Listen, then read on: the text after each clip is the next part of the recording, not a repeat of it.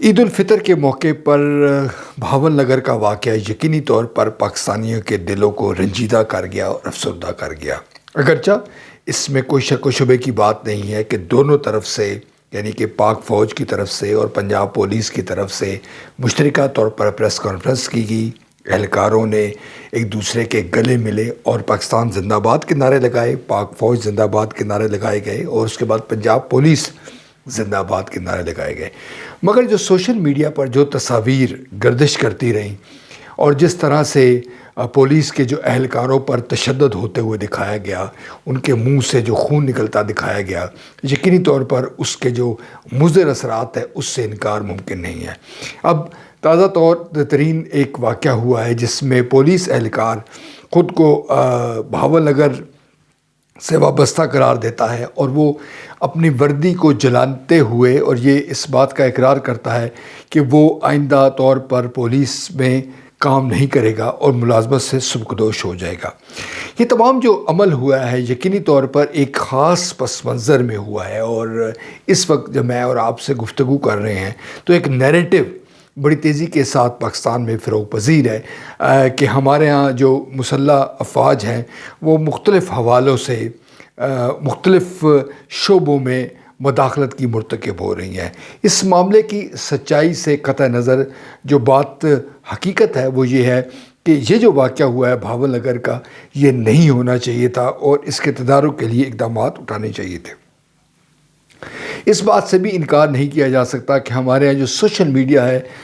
اس کا جو کنٹرول ہے وہ بیرون ملک سے ہوتا ہے، اور مختلف جو امیجز آتے ہیں ان میں سچ بھی ہو سکتا ہے اور جھوٹ بھی ہو سکتا ہے۔ یعنی سوشل میڈیا کا ایک کمال یہ ہے کہ اس میں جھوٹ کو سچ کے انداز میں پیش کیا جا سکتا ہے اور سچ کو جھوٹ کے انداز میں پیش کیا جا سکتا ہے۔ مختلف قسم کے جو بیانیے ہیں وہ ترتیب دیے جا سکتے ہیں، اور پھر ان بیانیے کے جو سیاسی فوائد ہیں، جو معاشی فوائد ہیں، وہ حاصل کیے جاتے ہیں۔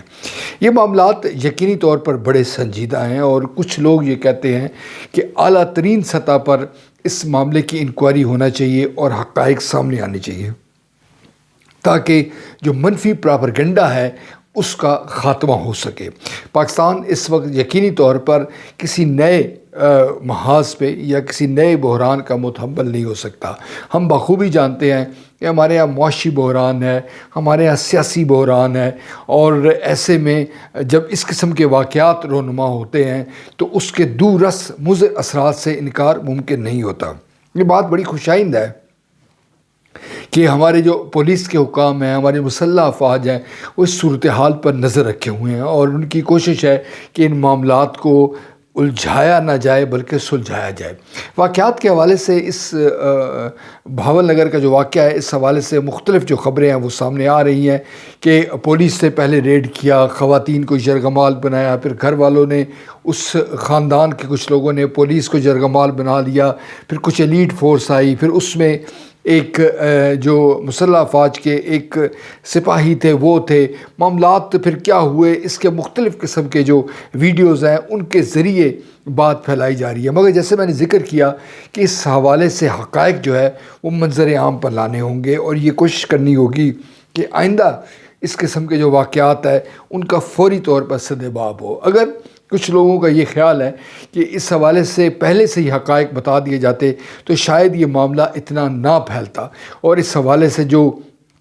کیا سارائیاں کی جا رہی ہیں، جو تنقید کی جا رہی ہے وہ نہ ہوتی۔ جیسے میں نے ذکر کیا کہ ایسی صورتحال کا تدارک ہم نے بحیثیت قوم کرنا ہے، ہم نے آپس کے جو اختلافات ہیں ان کو مل بیٹھ کے حل کرنا ہے، اور کوشش یہ کرنی ہے کہ پاکستان کے مسائل میں مزید اضافہ نہ ہو۔ یہ بات ہمیں سمجھ لینے کی ضرورت ہے کہ اگر پاکستان کے مسائل میں مزید اضافہ ہوگا تو اس کا شکار میں اور آپ ہوں گے، کیونکہ یہ پاکستان ہمارا وطن ہے، ہم اس میں رہ رہے ہیں، اس میں 24 کروڑ پاکستانی رہ رہے ہیں، اور اگر اس کی یہ بحران در بحران رہے گا تو اس کا خمیازہ پاکستان کے سبھی لوگوں کو بھگتنا پڑے گا۔